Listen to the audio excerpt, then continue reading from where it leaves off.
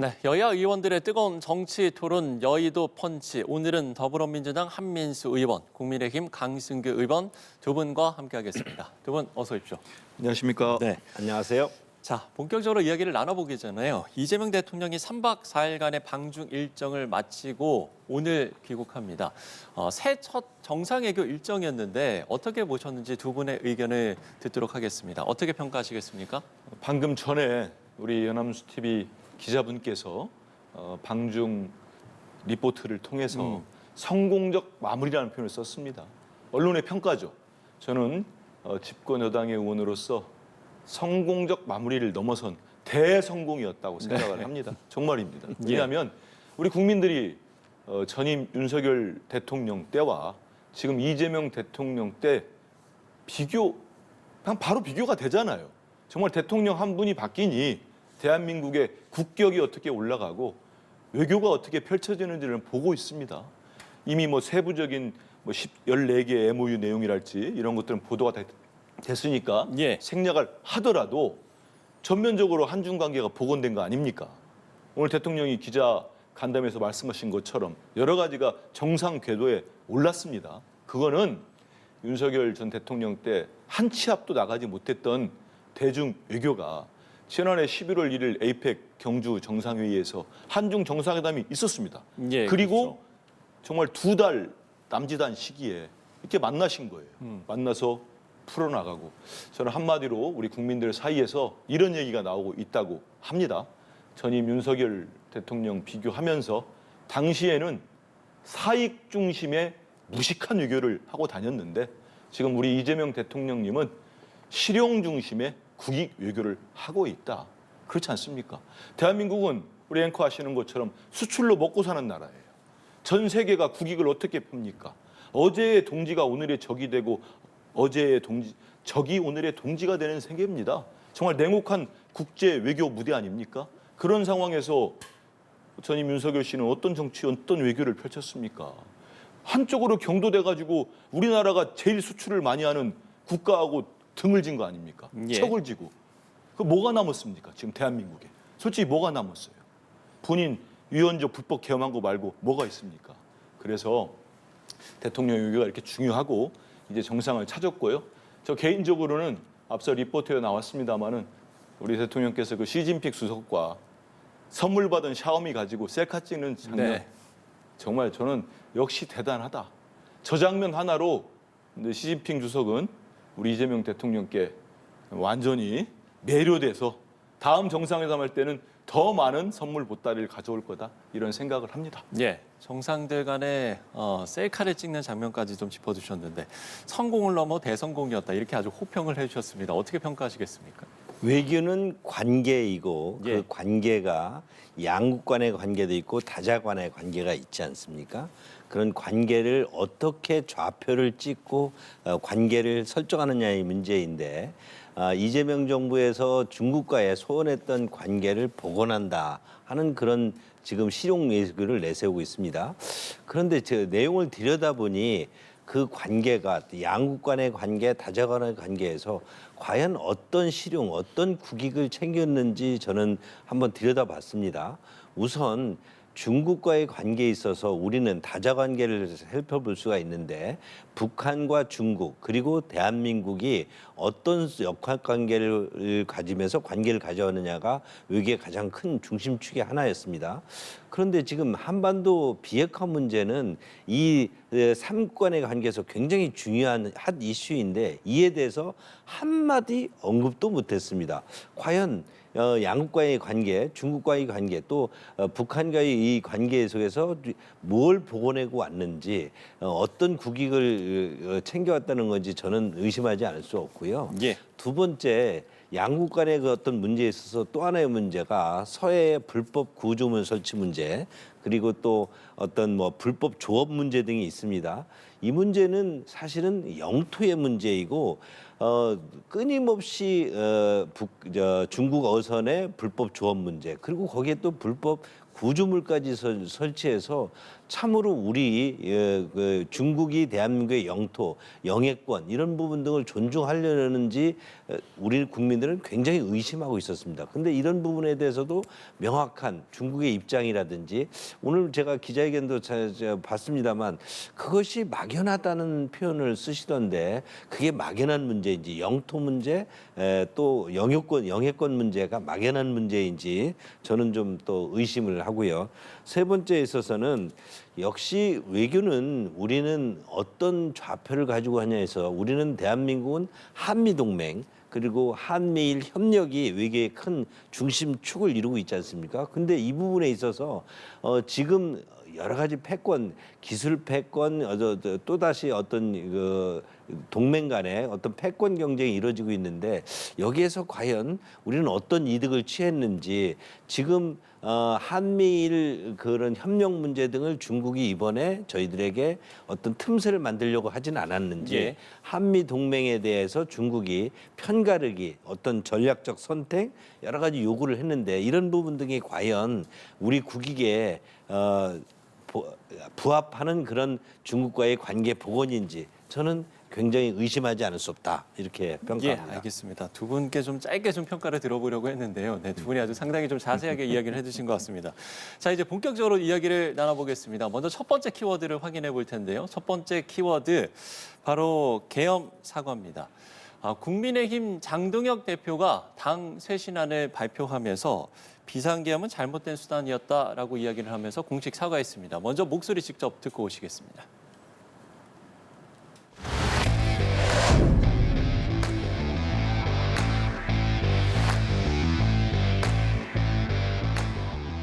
(2024년 12월 3일) 선포된 비상계엄은 상황에 맞지 않는 잘못된 수단이었습니다. 국정 운영의 한 축이었던 여당으로서 그 역할을 다하지 못한 책임이 큽니다. 그 책임을 무겁게 통감하고 이 점 국민 여러분께 깊이 사과드립니다.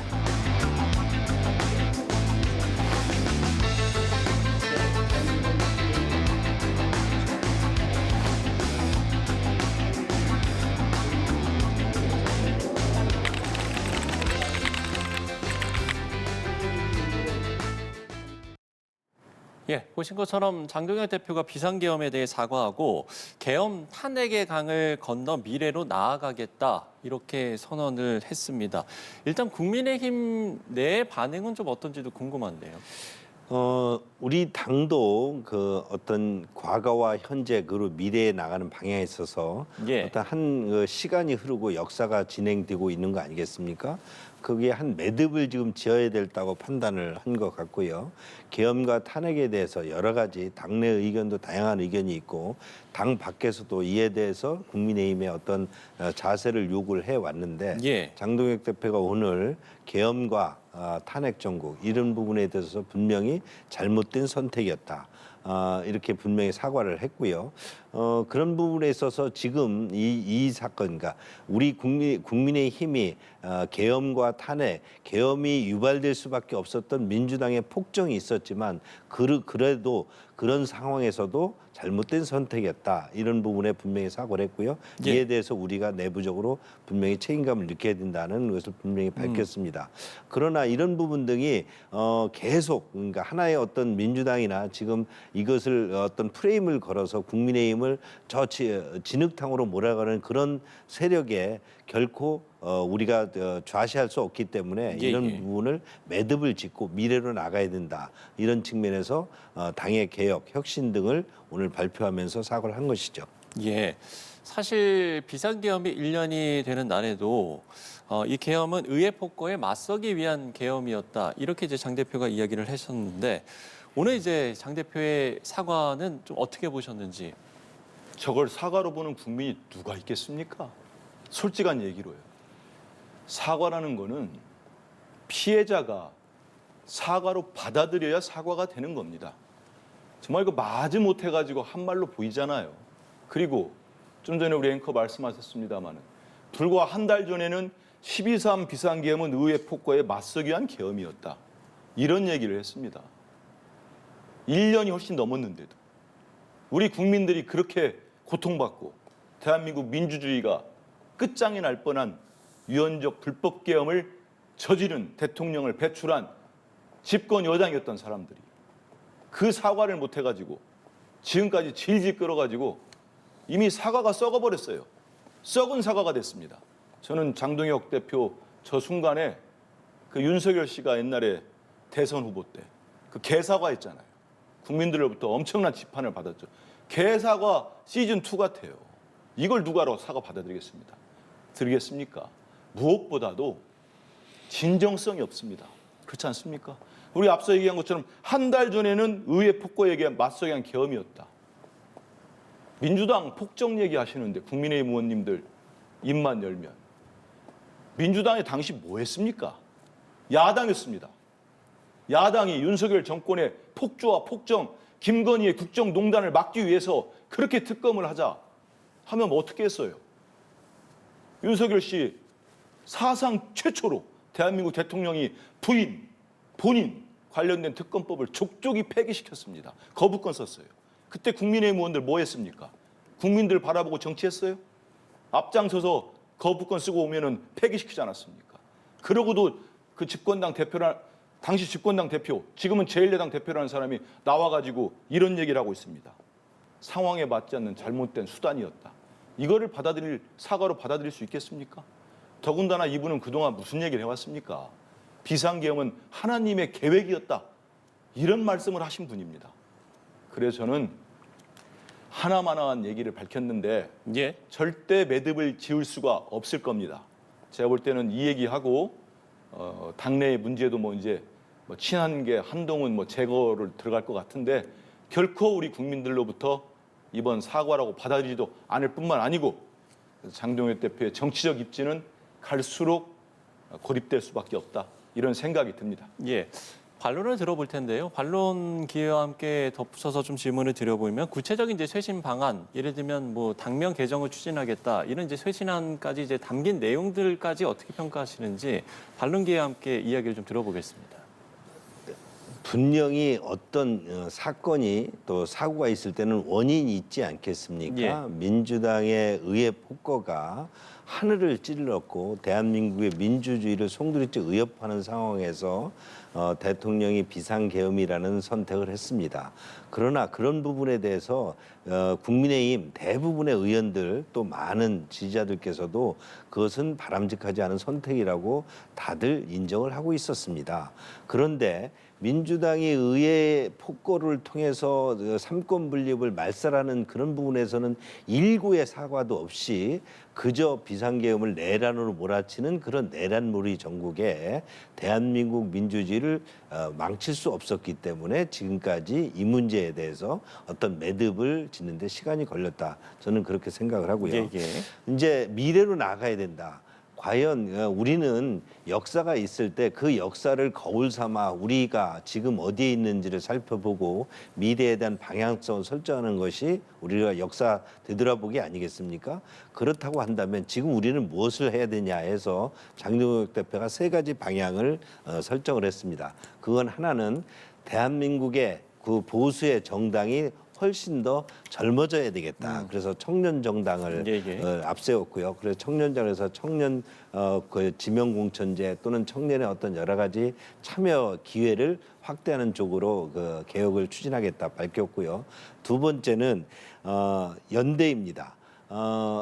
청년 그리고 대한민국 가지고 있는 보수의 정체성을 유지를 하되 결국 사회적 약자라든지 우리가 대한민국이 보수 정당이 가지고 있던 여러 가지 그 부족한 부분이 노동이라든지 어떤 사회적 약자들에서 어떻게 그들과 함께할 것이냐. 그래서 함께하는 의원이라든지 노동 특부를 둔다든지 이런 부분을 살폈고요. 세 번째는 지금 한국 그 국민들이 가장 싫어하는 정치의 어떤 비판적인 모습이 정치가 너무 정쟁에 휩싸여 있다. 의원들끼리 국회가 싸우는 곳으로만 이기고 많은 부분들이 이에 대해서 TV를 보기 싫다고 할 정도로 정쟁에 휩싸여 있기 때문에 이것을 정책 정당으로 전환을 해야 된다는 국민적 요구, 이것이 결국은 우리 당에서 갖춰야 되는 모습은 전문가 네트워크를 통해서 정책 정당의 모습을 제대로 갖춰야 되고, 그것이 실질적으로 국민의 삶을 보듬고 민생을 살피고 또 국익의 어떤 글로벌 팽창을 하기 위해서는 전문가 네트워크가 필요하다. 그래서 전문가 네트워크 정당, 이렇게 세 가지 방향을 밝혔습니다. 예. 앞서 이제 장 대표의 사과에 대해서 강하게 이제 비판을 해주셨는데, 그러면 세신한 내용을 이제 어떻게 평가하시는지 궁금한데, 지방선거를 앞둔 상황에서 과연 이 장 대표의 어떤 외연 확장의 승부수라고 해야 될까요? 이 부분이 좀 통하겠습니까? 어떻게 판단하세요? 저게 뭔 승부수입니까? 궁지에 몰리고 자꾸, 만약에 진짜 이분이 예. 사과를 하고 우리 국민들 마음을 헤아렸다면은 저는 적어도 지난해 12월 3일 1주년 됐을 때, 불법계엄 1년 됐을 때 당 안팎에서도 많은 의원들이 연판장까지 냈잖아요. 국힘당 의원들이. 그때는 뭐라고 했습니까? 이 계엄에 대해서 사과할 필요도 없고 무슨 뭐 또 민주당 핑계 댔어요. 저는 그 말씀 드리고 싶어요. 이제 와가지고 뭐 국민의힘, 국힘당 의원 대부분이 계엄이 잘못됐고 탄핵은 맞았고, 무슨 그런 소리 합니까?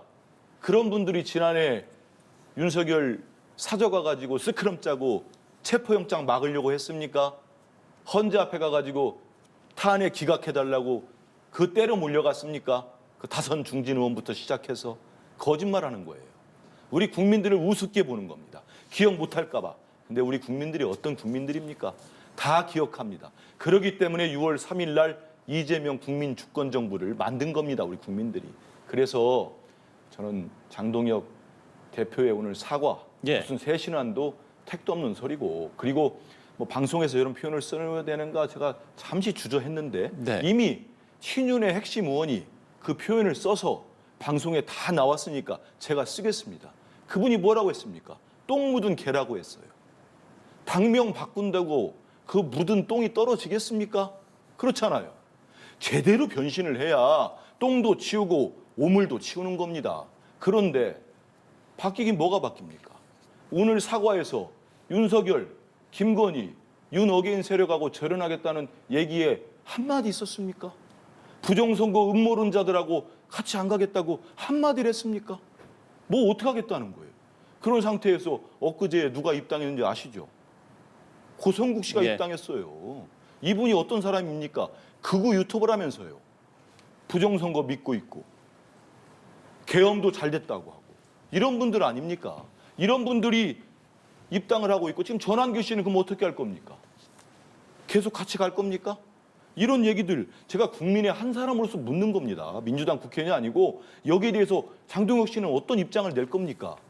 아무 입장도 안 내고 지금 무슨 청년을 뭐 어떻게 하겠다, 당명을 바꾸겠다, 우리 국민들 또 속이려고 하는 겁니다. 6월 3일 날 지방선거 있으니 절대 속지 않는다. 이런 말씀 드리고 싶습니다. 예. 말씀을 해주셨는데요. 극우 성향의 유튜버 고성국 씨가 입당을 했는데, 지금 이제 변화를 얘기한 시점에서 이 고성국 씨의 입당 좀 어떻게 봐야 되는지 반론 듣겠습니다. 정당은 자유민주주의란, 그 보수의 정당은 자유민주주의란 가치 속에서 다양한 스펙트럼이 존재할 수 있지요. 예. 고성국 유튜버께서 무슨 뭐 극우니 뭐니 표현하는 것은 우리 그러니까 민주당이라든가 우리 국민의 힘을 그 어떤 나락으로 떠드는 세력들의 어떤 프레임이고요. 고성국 후보가 가지고 있는 여러 가지 어떤 정체성이나 이런 부분 등을 다양하게 우리 당에 와서 펼칠 수 있고, 그 다음에 그런 속에서 또 온건이라든지 어떤 확장적인, 아까 뭐 연대를 얘기하면서 네. 함께하는, 또 사회적 약자들을 더 중시하는 그런 우리 내에 다양한 동행 세력들이 있기 때문에 이런 부분 등은 우리 당이 무슨 뭐 극우 유튜버는 배제하고 어떤 사회적 약자는 또 배제하고, 그래서 외연을 우리가 더 좁혀가는 그런 모습이 저는 반개혁적이라고 보기 때문에, 개혁을 할 때는 그 문호를 대한민국의 자유민주주의를 수호하는 그런 가치를 가지고 있는 많은 사람들이 함께하는 것이 저는 연대이고 또 확장이고 또 우리 선거 준비하는 과정이다. 이렇게 보면서 저것도 긍정적인 어떤 반응이라 우리의 어떤 미래라고 이렇게 봅니다. 예, 알겠습니다. 이 대목은 조금만 제가 반론이 예, 되겠습니까? 좀 짧게 부탁드리겠습니다. 예, 정당이 자유민주주의, 정당의 다양성 좋은 말씀이에요. 하지만 윤석열 씨가 뭘 하려고 했습니까? 대한민국의 자유민주주의를 망치고 헌법을 유린하고 그렇지 않았습니까? 어디서 불법 계엄을 합니까? 군대를 보내서 의사당을 점거하고 선관위를 장악하려고 했던 게 윤석열 아닙니까? 그 세력을 옹호하고 있는 사람이 어떻게 자유민주주의에 맞는 사람입니까? 아무리 정당의 다양성이 있더라도 안 되는 사람이 있는 겁니다. 안 되는 세력이 있는 겁니다. 대한민국이 부정선거로 이루어지고 있다. 윤석열과 김건희 같은 사람이 여전히 필요하다. 이런 세력은 정상적인 정당이라면 당연히 없도록 정말로 받아들이면 안 되는 겁니다. 네. 제가 너무 당황스러워서 말이 잘 안 나와요, 지금. 알겠습니다. 자, 저희는 두 번째 키워드로 넘어가 보겠습니다. 두 번째 키워드 김병기, 이해운 파장입니다. 각종 의혹이 불거진 김병기 의원과 이해운 기획예산처 장관 후보자 관련 논란이 좀처럼 가라앉지 않고 있는 상황입니다. 먼저 김 의원 얘기부터 해보면요. 지금 정청래 대표가 개인의 문제라고 선을 그었습니다만 민주당 내에서는 선당 후사해야 한다 이런 목소리도 좀 나오고 있는 것 같고요. 이 김 의원의 거칠 문제 어떻게 정리를 해야 된다라고 보시는지요? 일단은 그 김병기 의원이 네. 원내대표를 하실 때 원내 운영 수석 부대표로 같이 오랫동안 일을 해왔고 본인 말씀으로도 보면은 최근까지도 이렇게 연락이 김병기 의원과 이렇게 되시는 것 같아요. 그런데 그 문진석 수석이 지금 이제 원내대표 권한대행을 맡고 있습니다. 근데 인터뷰에서 이런 말씀을 했더라고요. 이 상황을 본인이 가장 잘 알고 있을 것이다. 그리고 현명한 결단을 하지 않을까 기대를 하고 있다는 말씀을 했습니다. 저는 무엇보다도 김병기 의원 말씀을 들어보면은 여러 가지 이제 뭐 전 보좌진에 의한 의혹 제기들이 나오지 않았습니까? 여러 가지 문제들이 있는데 그거를 법적으로나 본인은 상당히 소명도 다 가능하고 예. 그리고 억울한 점이 있다고 얘기를 주장을 하십니다. 저는 그거는 뭐 이미 고발이 여러 건이 된 것 같아요. 그러면 법적으로 다툴 수 있다고 충분히 생각을 합니다. 그런 반면에 이제 김병기 원내대표는 우리 민주당의 3선 의원이시고 우리 민주당 지지자들, 당원들의 지지로 국회의원을 되신 거 아닙니까? 그러면 무엇보다도 제가 아는 김병기 의원은 지금의 어떤 국민들, 당원들의 생각이 무언지 이거를 잘 아실 거라고 보고 있습니다. 그리고 당 차원에서는 이미 보도가 다 됐습니다마는 12일, 다음 주 월요일이죠. 며칠 안 남았습니다. 그때 우리 윤리심판원에서 어떤 이 관련된 징계 논의를 하기 때문에 네. 그 결과를 좀 지켜볼 필요가 있을 것 같습니다. 당 차원이나 당 뭐 의원들도 마찬가지고 지도부도 이번 여러 가지 제기되는 의혹들을 어찌 가벼이 볼 수 있겠습니까? 무겁게 보고 있고 당 지도부가 최고위원들 모두 전원이 윤리심판원에다가 신속한 이 결정을 해달라, 심판 결정을 해달라고 요청을 했기 때문에 윤리심판원에서도 또 그 전에 12일 전에 김병기 의원으로부터 관련된 소명 절차를 밟을 것으로 예상이 됩니다. 예. 그런 절차를 통해서 윤리심판원에서 결정을 할 거고 또 문진석 수석 부대표가 말씀하신 것처럼 또 김 의원도 정치를 하는 분이시기 때문에 여러 가지 상황을 보고 결정을 하지 않을까 이런 생각을 해봅니다. 예. 국민의힘 입장도 들어보고 싶은데요. 일단 이제 국민의힘은 특검을 해야 한다라는 지금 이야기인 거죠. 네. 김병기 의원 전 원내대표가 한 개인일까요? 민주당 공천회에서 다선 의원으로 돼 있고 또 그 지금 비리 의혹이 나오는 지방선거 과정에서 여러 가지 그 당의 공천 시스템이 작동을 했고요. 또 그 비리가 제보가 됐을 때 그것이 처리되는 때는 또 당 대표까지도 관련이 돼 있을 것이고, 그리고 또 그분은 또 원내대표로서 지금까지 어떤 민주당의 한 축을 이뤄왔습니다. 대표를 하고 있습니다. 그런데 그분에 대한 여러 가지 갑질 의혹, 일탈, 불법 책임 문제가 나오니까 네. 휴먼에러다 이게 민주당의 지금 자세입니다.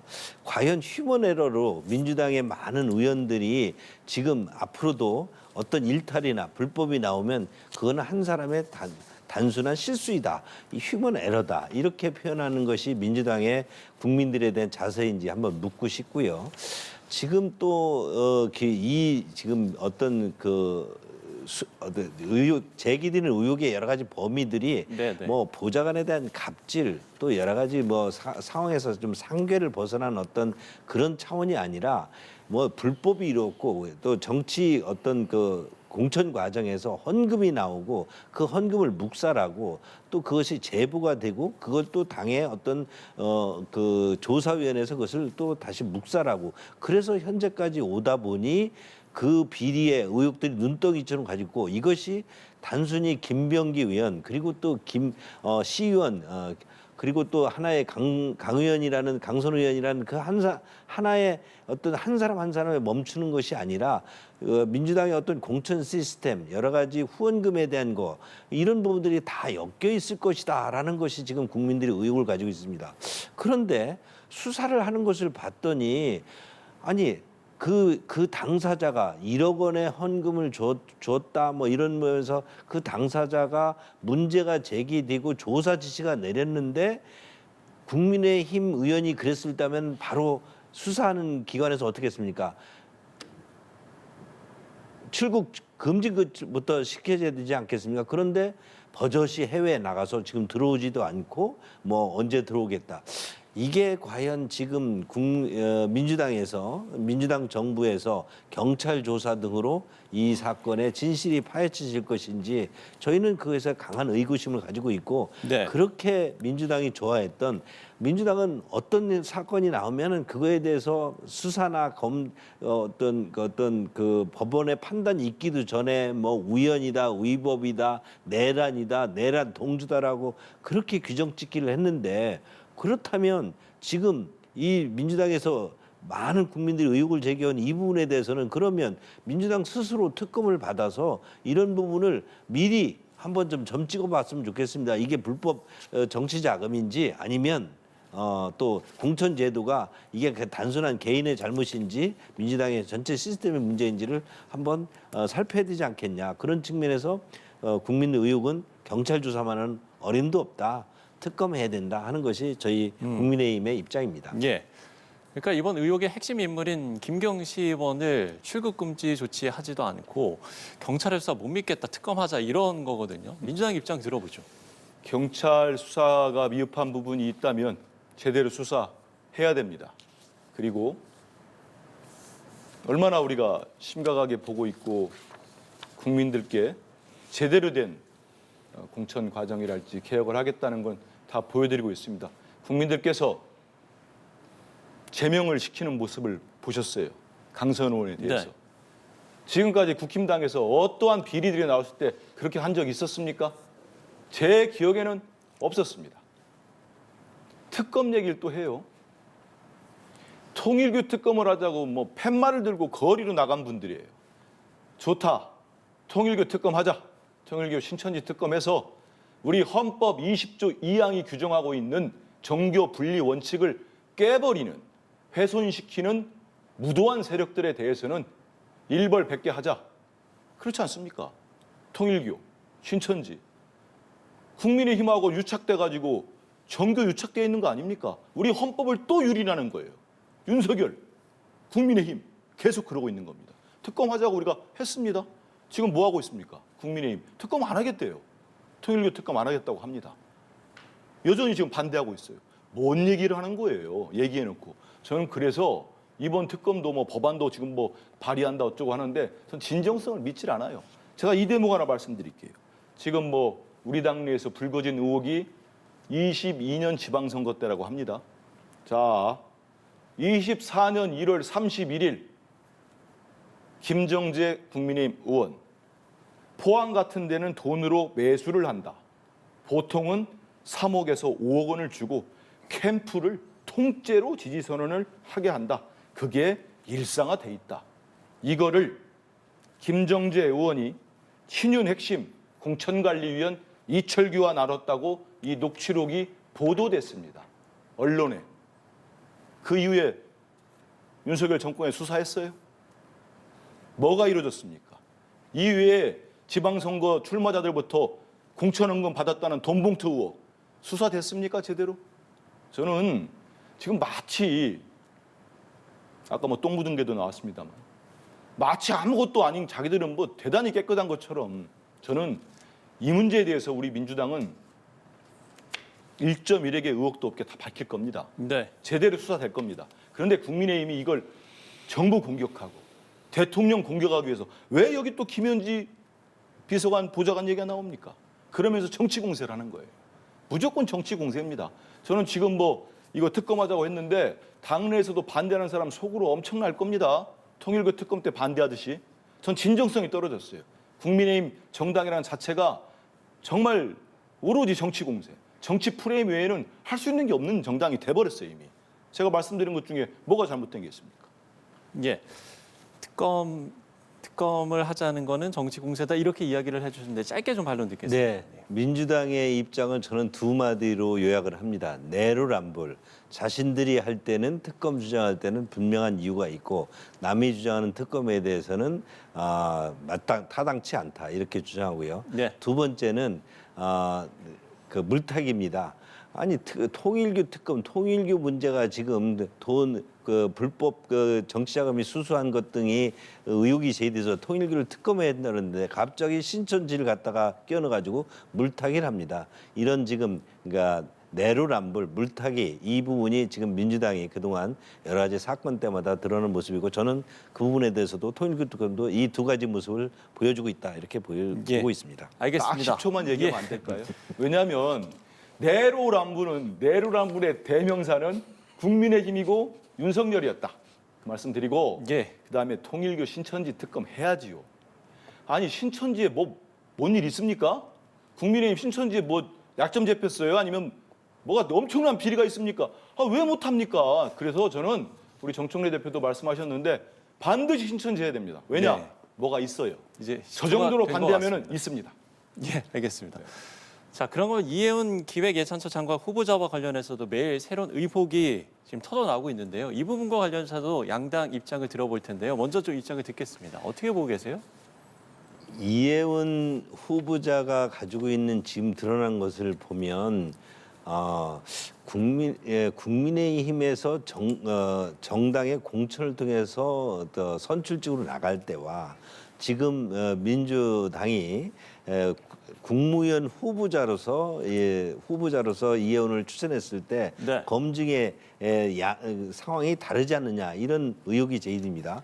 당연합니다. 저희들은 후보자 공천을 할 때는 저런 상황, 저런 본인의 어떤 여러 가지 일탈이라든지 어떤 여러 가지 행위에 대해서 국민들이 이 이혜훈이라는 그릇이 국회의원으로서 또는 장관으로서 어떤 담을 만한 그릇이냐라고 판단할 수 있는 우리에게는 검증 기구가 없습니다. 그 공천은 어떤 자격을 갖춘 사람에 대해서 공천해서 국민들이 선택하도록 하는 것이죠. 네네. 그러나 장관 후보자로서는 아주 냉혹한 검증을 하도록 송국 검증을 하도록 제도적으로 되어 있습니다. 그것이 청문회 제도이죠. 그런데 지금 이런 장관 후보자를 추천할 때는 인사 파트에서 검증을 아주 독하게 합니다. 그래서 장관 청문회에 등장하는 많은 분들이 그런 어떤 검증이 두렵기 때문에 후보자를 사양하는 경우가 너무 많다고 합니다. 그래서 인재를 구할 수 없다는 그런 어떤 불만도 있습니다. 그런데 그렇게 해서 지명된 후보자가 보면 참으로 어떻게 저런 후보자를 지명을 했는지 검증을 한 것인지 이렇게 했습니다. 그리고 그것을 국민의힘에서 3번씩이나 공천을 줬다 그러는데 아까 분명히 말씀드렸지만 국민의힘이 공천을 할 때는 저런 내용을 검증할 수 있는 우리 수단도 없었고 그런 제도도 없습니다. 그러나 국무위원으로서 민주당이 검증한 만큼 후보자를 추천한 만큼 이것은 분명히 민주당이 추천한 만큼 민주당 몫입니다. 지금 드러난 것을 민주당이 검증해서 후보자를 내세운 이혜훈이라는 그릇이 장관으로서 맞느냐 이 부분을 분명히 국민들께서 밝혀야 됩니다. 지켜봐야 됩니다. 그리고 이것을 반대로 판단해야 된다고 생각합니다. 예. 팩트 체크 겸해서 좀 말씀을 드리겠습니다. 저는 이제 이해운 후보자 관련된 여러 의혹 보도가 나오고 특히 저는 그 국회의원 시절에 보좌진에게 제가 그 녹취를 들었을 때도 저도 놀랐습니다. 어떤 그런 갑질 의혹이라고 할 수 있겠죠. 그런 부분에 즉각적으로 이해운 후보자가 사과를 했습니다만 저는 더 사과할 필요 있다고 생각합니다. 네. 그리고 그 피해를 보신 분은 저는 꼭 만나서 그 마음을 풀어드리고 할 수 있도록 이해운 후보자가 진정성 있게 사과했으면 좋겠다 이런 말씀 드리고 다만 우리 국민들께서 그런 모습들 지금 여러 가지 보도되는 부분들 정말 뭐 길게는 뭐 30 몇 년 전 거까지 지금 나오고 있어요. 뭐 정치를 하기 훨씬 전 겁니다. 뭐 그게 과연 그렇게까지 검증할 문제냐 이런 뭐 반론이 있을 수 있습니다만 그럼에도 불구하고 저는 그런 보도들에 우리 국민들께서 불편하신 분들이 있고 지적할 수 있다고 봅니다. 그러나 국민의힘은 자격 없어요. 미안하지만 국민의힘은 자격 없습니다. 아까 3번 공천이라고 했는데 5번 공천했습니다. 저는 굳이 이렇게까지 반론하고 싶지 않았지만 적어도 자기 당에서 국회의원도 다선하고 3선하고 직전까지 당협위원장도 했으면 속으로는 뭐 불쾌하거나 기분 나쁘더라도 네. 대통령께서 탕평 인사와 실용 인사의 인사 기준으로 이렇게 전격적으로 파격 반탁했다면 잘하시오. 청문회 때 검증하겠소. 이렇게 나왔어야지. 모일 시간도 없이 서면 최고위 열어서 제명 결의하고 너무 없어 보이잖아요. 이런 모습 지적하고 저는 이런 모습들은 청문회를 통해서 이해운 후보자가 국민들께 소상하게 진솔되게 해명을 하면 좋겠다. 그리고 국민들께서 받아들인다면은 저는 장관으로서 역할을 잘해줬으면 좋겠다. 이런 말씀드립니다. 알겠습니다. 이해운 후보자에 대한 이야기까지 해봤습니다. 오늘 여덟펀치 더불어민주당 한민수 의원 또 국민의힘 강승규 의원 두 분과 이야기 나눠봤습니다. 오늘 말씀 고맙습니다. 감사합니다.